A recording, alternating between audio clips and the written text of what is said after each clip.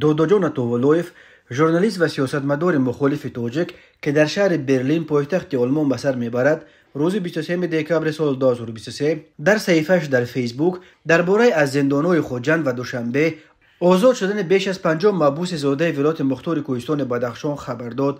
ظاهرا سخن درباره محبوسان می رود که سال 2022 در پی سرکوب اعتراضات در این ولایت مختار واقع در مرز شرقی تاجیکستان با چین و افغانستان و قرقیزستان دستگیر و به سالهای طولانی زندان محکوم شده بودند. باور می رود که آزادی این محبوسان در نتیجه فشار غرب و شاید معامله های بین مقامات تاجیکستان و ساختارهای شاهزاده کریم آقاخان چهارم پیشوای اسماعیلی های جهان صورت گرفته باشد. داداجان توولویف در صحیفه‌اش نوشت: از خانواده های دوستان بدخشانی از شب تا حاضر پیاپی خبر می رسد که بیش از 50 نفر محبوسان زاده پامیر از زندان‌های خوجند و دوشنبه آزاد شدند. همین حال و هنگام این سطرها رو می نوشتم، یکی از دوستان عزیز گریه‌آلود تلفن کرد که پسرش آزاد شده است.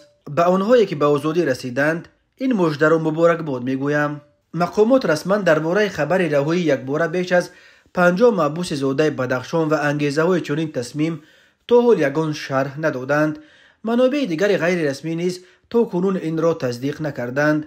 ماه سال 2022 مقامات تاجیکستان موج نو اعتراضها در بدخشان را با استفاده از نیروهای مسلح اسپسناز سرکوب کردند. در جریان سرکوب اعتراضها بیش از 30 نفر کشته شده، 10 نفر زخمی گردیدند. مقامات در آن روزها حدود 200 نفر از زادگان بدخشان در خود این ولایت و بیرون از آن دستگیر کردند. از جمله تقریبا 20 تن از لیدرهای بدخشانی ها را در روسیه دستگیر کرده به دوشنبه آوردند. اکثر این دستگیر شدگان با جرم‌های سنگین چون تشکیل سازمان‌های متشکلانه جنایتی و برانگیختن کینه و نزاع بین محل‌ها محکوم به زندان شدند. از جمله دست کم 7 تن از لیدرهای بدخشان با شمول گنرال خولباش خولباشف و طالب ایونبیکوف با یک پسرش محکوم به حبس عمرباد شدند. داستان کل تاجیکستان در یک اطلاعیه‌اش کشته شدن 32 نفر در جریان حوادث بدخشان و کشادن پرونده‌ها به ضد بیش از 100 نفر از زادگان این ولایت مختار را تصدیق کرده بود.